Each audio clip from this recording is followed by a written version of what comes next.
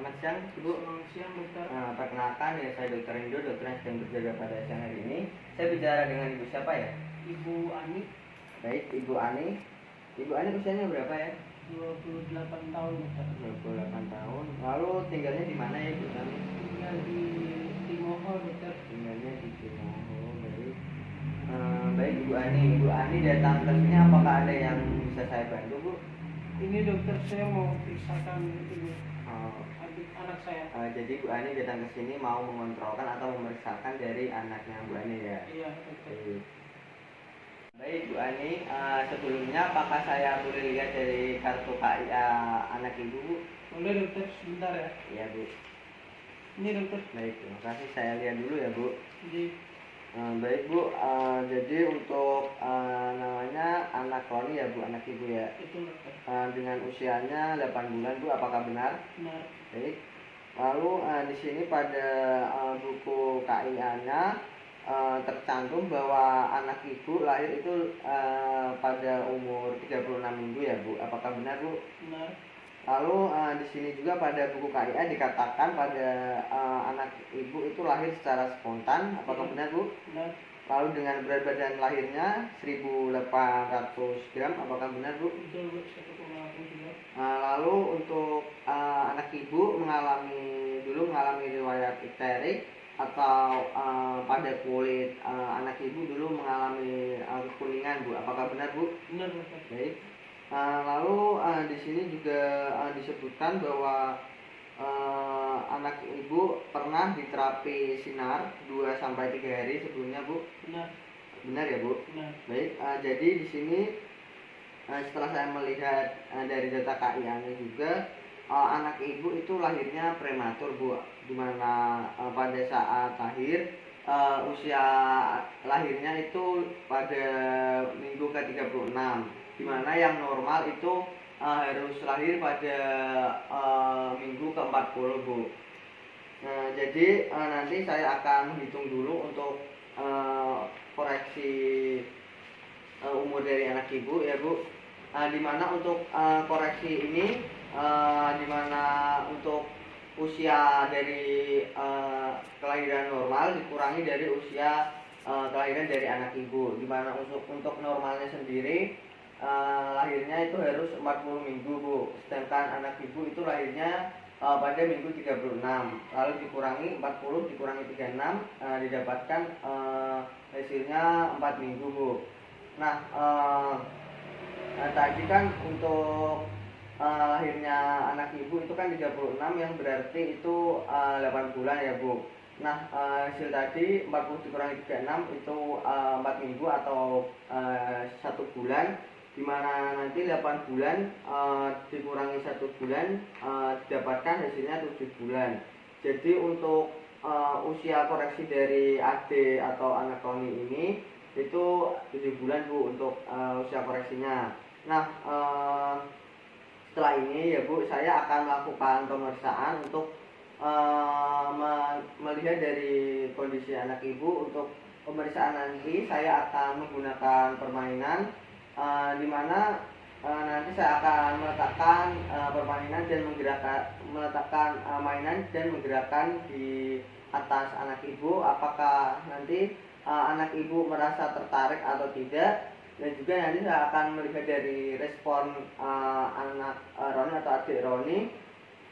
Nanti saya juga akan menanyakan beberapa kuesioner kepada Ibu, di mana kuesionernya nanti yang saya pakai yaitu kuesioner pra-screening perkembangan ya, Bu. Nah, untuk kuesioner ini bertujuan untuk mengetahui dari perkembangan adik Roni atau anak Roni ya, Bu, apakah untuk perkembangannya normal ataukah mengalami penyimpangan seperti itu ya, Bu. Apakah Ibu bersedia untuk dilakukan pemeriksaan, Bu? Sedia, dokter. Baik, apabila Ibu bersedia, Ibu bisa membawa adik Roni ke tempat pemeriksaan dan menyiapkan adik Roni. Saya akan cuci tangan terlebih dahulu ya, Bu. Silakan, Bu.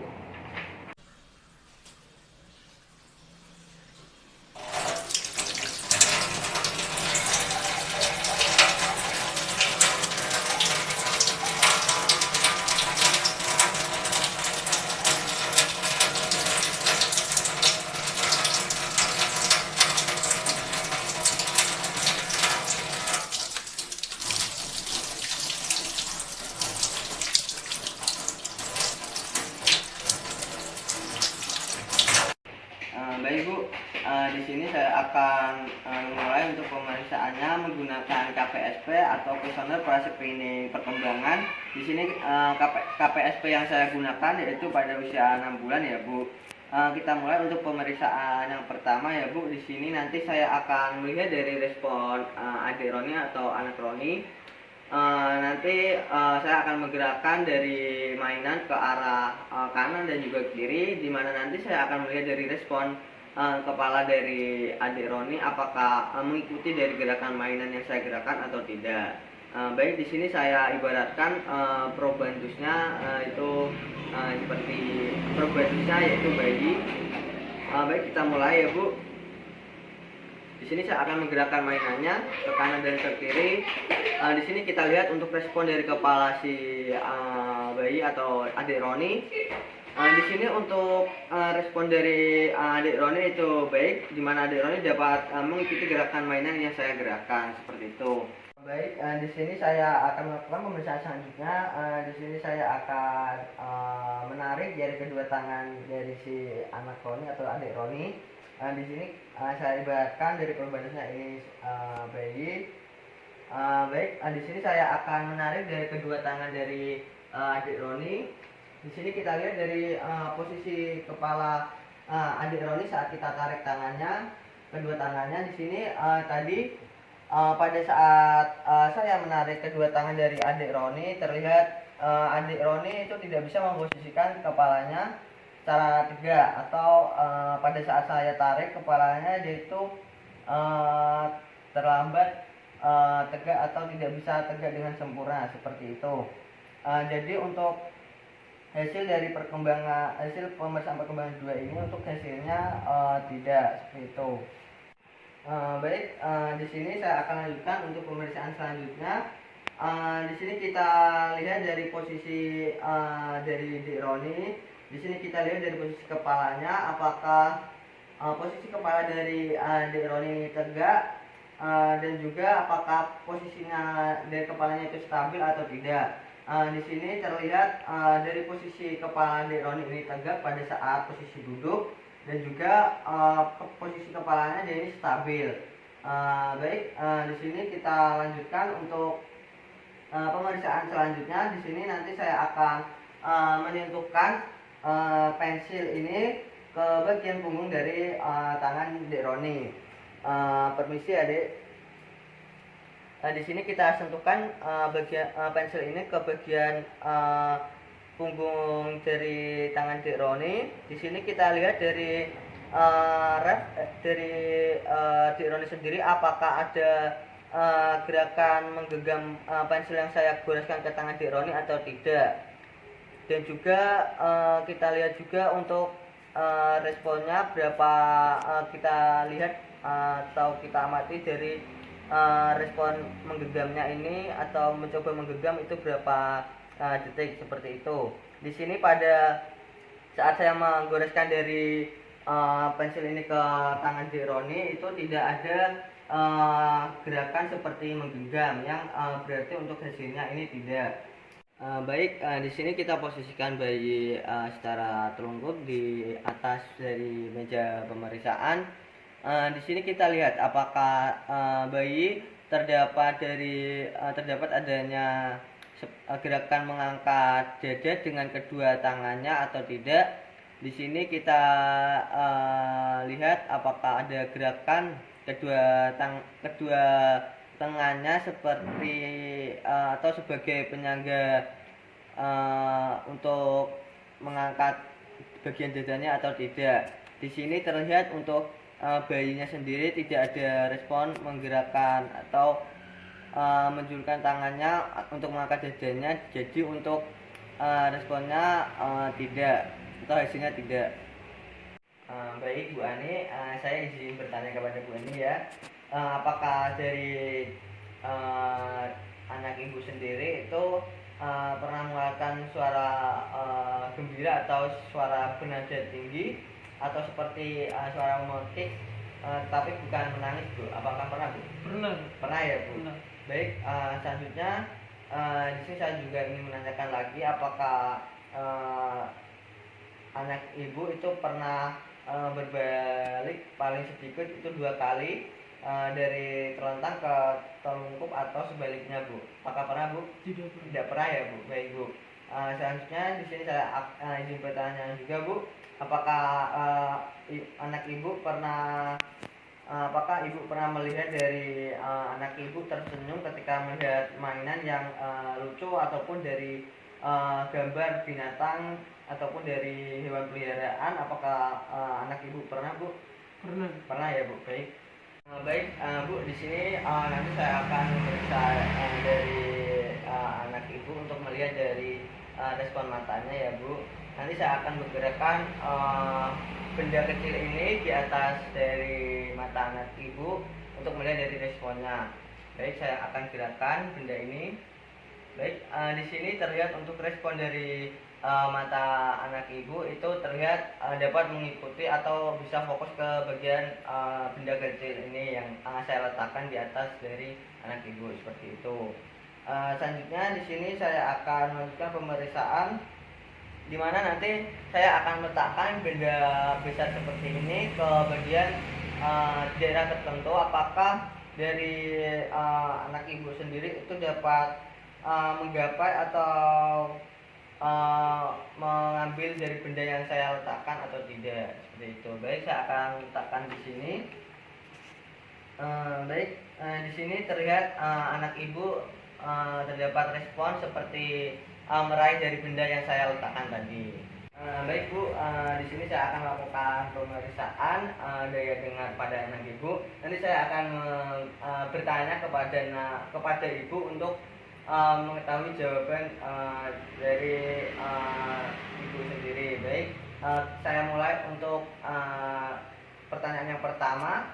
Misal pada saat anak Ibu tidur, lalu Ibu berbicara atau bertengkar dengan suami Ibu, lalu apakah ada refleks bangun pada anak Ibu setelah mendengar Ibu berbicara seperti itu, Bu? Apakah apakah terjadi refleks pada bayi Ibu atau tidak ya, Bu? Iya, Pak. Ada ya, Bu? Ada refleks kaget ya, Bu, pada Kaget bayi Ibu? terus bangun dari tidur. Oh, baik, Bu. Baik, Bu, saya lanjutkan ke pertanyaan yang kedua. Misal saat Ibu sedang duduk lalu menepuk tangan dekat dengan anak Ibu, apakah terdapat refleks kaget pada anak Ibu atau tidak ya, Bu? Sepertinya nggak ada, Dokter. Tidak ada ya, Bu? Tidak ada. Baik. Saya lanjutkan untuk pertanyaan yang ketiga ya, Bu. Apakah pada anak Ibu saat mendengar suara klakson mobil atau seperti apakah pada saat mendengar suara batuk anak Ibu merasa kaget atau tidak ya, Bu? Enggak, Dokter. Tidak ya, Bu? Biasa aja deh. Baik, saya lanjutkan pertanyaan yang keempat, Bu. Pada saat adik tidak melihat Ibu, lalu anak Ibu mendengar suara, apakah dari adiknya sendiri itu mencari dari sumber suaranya atau tidak ya, Bu? Tidak, Dokter. Tidak ya, Bu. Baik. Baik, Bu, selanjutnya di sini saya akan melakukan pemeriksaan daya penglihatan kepada anak Ibu ya, Bu.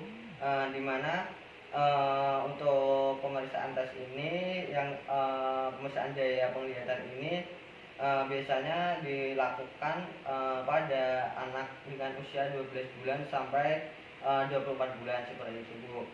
Baik, di sini saya sudah memastikan untuk ruangannya sudah terang. Dan juga di sini saya akan melakukan pemeriksaan dengan jarak dari anak Ibu ke bagian dari cut fortiden ini dengan jarak 3 meter. Dan di sini saya juga akan memberikan kepada anak Ibu ya, Bu, untuk cutnya juga. Di sini nanti saya akan menunjuk dari huruf yang ada di sini. Nanti anak Ibu atau adik bisa menunjuk dari huruf yang saya tunjuk ya, Adik, seperti itu. Baik, saya akan mulai ya, Adik. Baik, adik bisa menunjuk untuk huruf yang saya tunjuk ini. Baik, lalu bisa menunjuk huruf ini. Baik, dan huruf ini. Baik. Di sini untuk pemeriksaan daya penglihatan ini untuk hasilnya normal, di mana adik atau anak Ibu ini dapat menunjuk dari huruf yang saya tunjuk tadi seperti itu.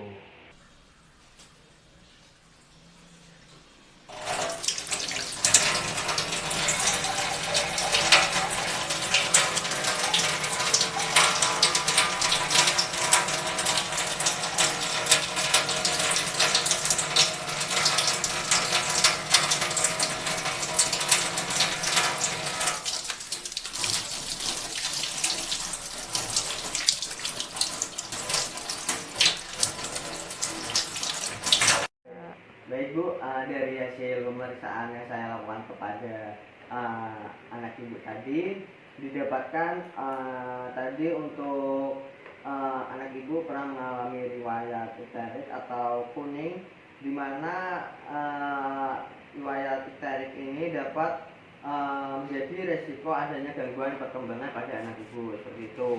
Lalu didapatkan tadi pada hasil kuesioner pra screening perkembangan tadi didapatkan untuk hasilnya tadi itu 6, di mana dari 10 kuesioner tadi hasilnya itu 6, di mana yang 4 tadi itu hasilnya tidak Bu, seperti itu.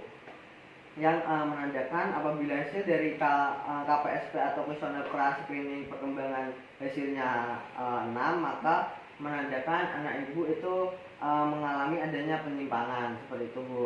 Nah, untuk tata laksana selanjutnya atau langkah selanjutnya nanti saya akan merujuk anak ibu ke bagian spesialis anak ya Bu, agar diberikan tata laksana dan penanganan yang lebih lanjut. Dan juga tadi pada saat saya melakukan TTG atau tes daya dengar tadi pada anak ibu didapatkan dari 4 pemeriksaan atau 4 pertanyaan yang saya tanyakan kepada ibu, didapatkan 1 pertanyaan hasilnya iya dan 3 pertanyaan dijawab atau hasilnya tidak, seperti itu Bu, yang menandakan adanya gangguan pendengaran pada anak ibu. Lalu untuk pada saat tes daya penglihatan tadi, untuk hasilnya sendiri normal, tidak ada gangguan pada penglihatan atau daya penglihatan dari anak ibu, seperti itu. Baik Bu, jadi untuk selanjutnya nanti saya akan membuat surat rujukan terlebih dahulu ke spesialis anak di rumah sakit terdekat sini ya Bu. Apakah Ibu bersedia untuk dilakukan rujukan? Sedia dokter. Baik, saya akan menuliskan terlebih dahulu soal rujukannya. Baik, ini untuk surat rujukannya ya Bu, bisa dibawa sesuai dengan tanggal yang sudah saya tuliskan dan tempat yang di rumah sakit yang sudah saya tuliskan tadi ya Bu ya. Baik Bu, dari Ibu apakah ada yang ingin ditanyakan lagi Bu? Tidak ada ya Bu. Baik Bu, terima kasih, semoga akan sembuh dan sehat selalu untuk anaknya ya Bu. Terima kasih dokter.